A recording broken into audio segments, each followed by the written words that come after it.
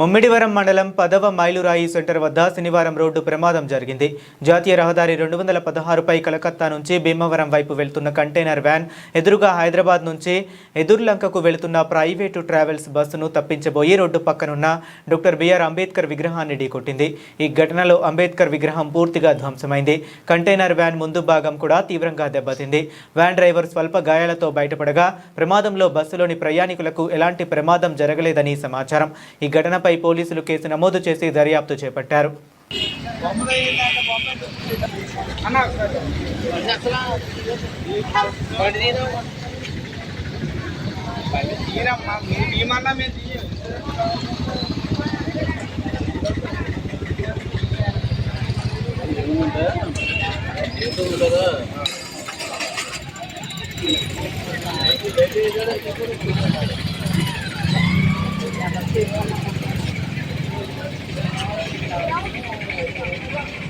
బాబు ఏమైంది ఎలా జరిగింది?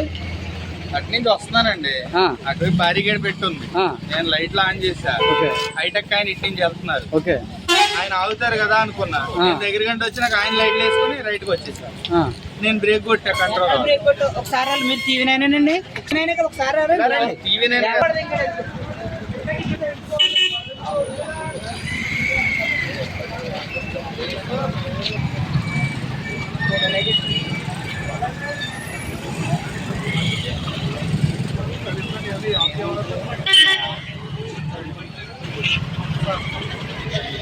బొమ్మ బుద్ధింది ఎక్కువ